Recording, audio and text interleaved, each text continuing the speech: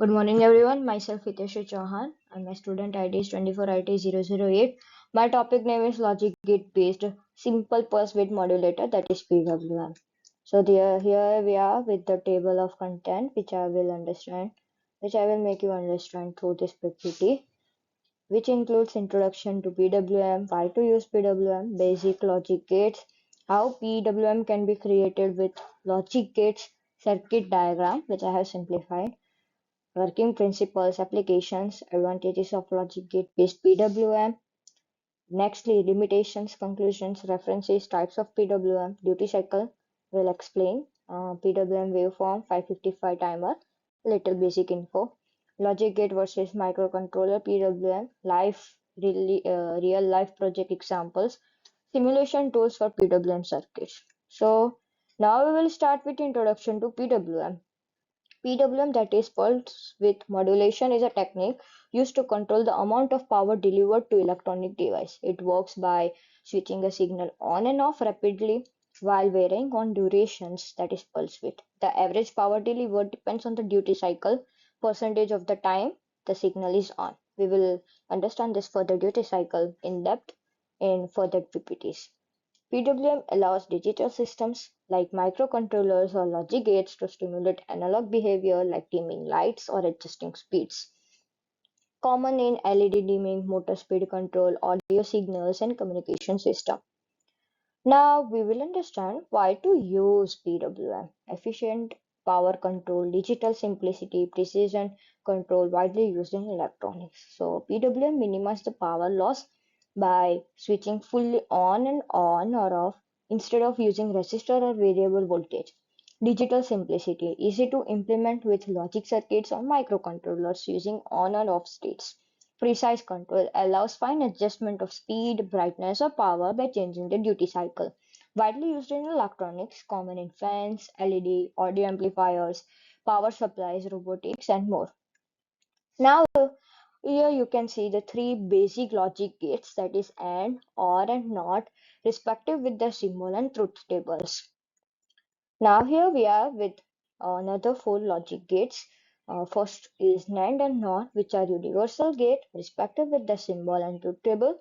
And nextly we are having XOR and XNOR gate with their symbol and truth table, which are exclusive gates. Now, how PWM can be created with logic gates? We will understand this. So, PWM can be generated by comparing two signals, a reference voltage, usually from a potentiometer or control signal, and a ramp or a triangle wave repeating signal from an oscillator. A comparator or a logic gate combination is used to compare the two. When the ramp wave is higher than the reference, the output is low, and when it's lower, the output is high. Logic gates like AND, NOT, and NAND can simulate this comparison behavior.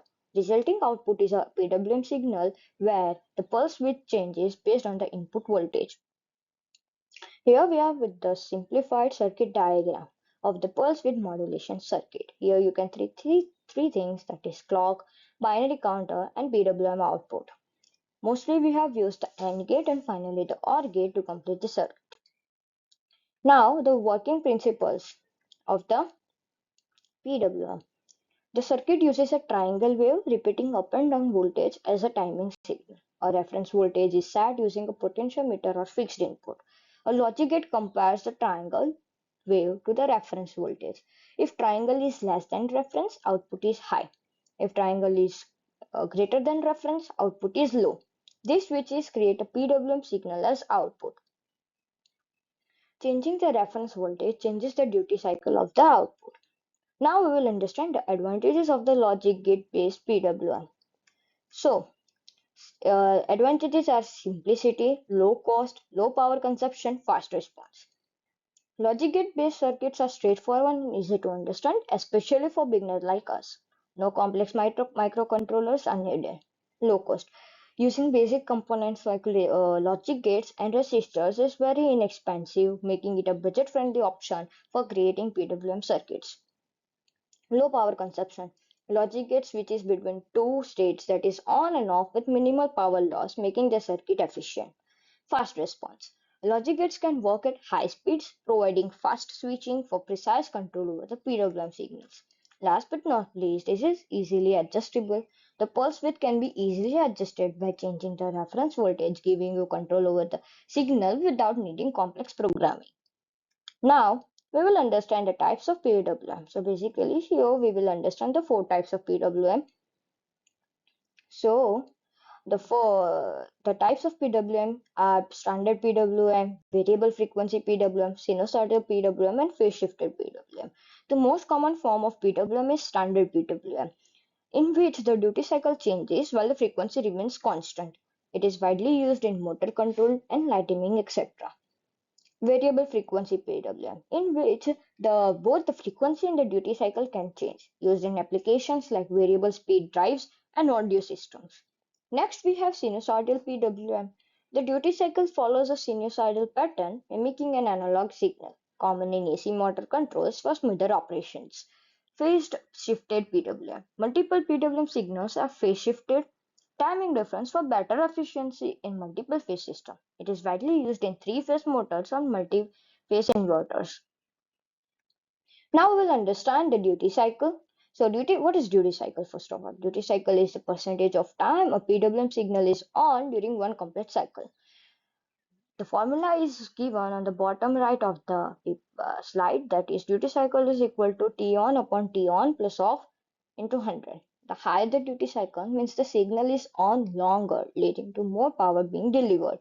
A lower duty cycle means the signal is on for a shorter period, resulting in less power. Now we will understand the duty cycle with the help of a diagram. Here you can see the three duty cycles, that is 50%, 75% and 25%. You can clearly see the variations among the duty cycles. So now we will understand the PWM waveform. So what is PWM waveform? So PWM waveform is a square wave that switches between high and low states. The key characteristics is the pulse width, how long the signal stays high during each cycle. The frequency remains constant, but the duty cycle changes, altering with the pulse width. Now we will understand the pulse waveform with the circuit diagrams. So firstly, the waveform on the left hand side we can see the waveform representation of PWM signal generation, and on the right hand side we will see the pulse width modulation. So here we are seeing the terms like carrier wave, modulating wave, fundamental components of the output, and comparator level. Now we will see a short information about 555 timer. So what is 555 timer first of all? So 550 timer is a widely used integrated circuit that can generate a PWM signal. It operates in two main modes. First mode is astable mode and second is monostable mode. So what is astable mode? The timer used continuously switches between high and low, creating a square wave that of PWM. Now, what is monostable mode? It generates a single pulse in responses to an external trigger. Now, in an astable mode, the frequency and the duty cycle of the PWM signal can be controlled using resistor and a capacitor. Common uses of 555 timer in PWM circuits are motor speed control, LED dimming, and last but not least, the pulse generation for the other circuits. Now we will understand the limitations of the logic gate based PWM. Now, what are the limitations? Limitations are limited precision, limited frequency range, complexity, or for higher frequencies and not suitable for high resolution control. Now, limited precision. So, logic gate based PWM circuit may not offer the same frequency or fine control as microcontroller based systems, especially at higher frequencies. Next, limited frequency range. The frequency of the PWM signal must be lower than than what can be achieved with microcontrollers, especially when using simple logic gates. Next is complexity for higher frequencies. At higher frequencies, the circuit designs can become more complex and it might require more gates or specialized components, reducing the complexity advantages. Not suitable for high resolution control. For applications that need high resolution or very fine adjustments like high video quality, logic gate based PWM might not provide the necessary precision. Also the noise issues are the limitations of the logic gate based PWM. Now we'll understand the applications of the PWM. It is widely used in motor speed control or LED brightness control, audio amplifications, power supplies, etc. PWM is used to control the speed of motors, example fan, electric drills, etc. by adjusting the duty cycle. A higher the duty cycle means the faster motor speed. Next, PWM allows dimming of LEDs by changing the pulse width. More time on means brighter light and less time on means dimmer light. PWM is used in audio amplifiers to create analog-like signals for sound systems. It provides an efficient way to drive speakers. Switching power supplies uses PWM to regulate voltage and currently efficiently improving energy conversions. Even it is also used in communication systems. Conclusion. Um, PWM, so pulse width modulation is a powerful technique for controlling power to electronic devices efficiently. Logic gate based PWM is simple, low cost, and energy efficient. This approach is useful for basic motor control, LED dimming, and other applications. However, it does have limitations such as precision and frequency constraints when compared to microcontroller PWM. Despite these limitations, Logic Gate provides a good starting point for understanding and experimenting with PWM in beginner projects. So here we are with the references that I have used to create this presentation. Books, that is the Art of Electronics, Practical Electronics for Inverters, website is that is Tinkercad, Electronic Tutorials, and even Wikipedia. I have even used the datasheet of 555 timer IC datasheet for gaining the basic details of the 55 timer. Thank you.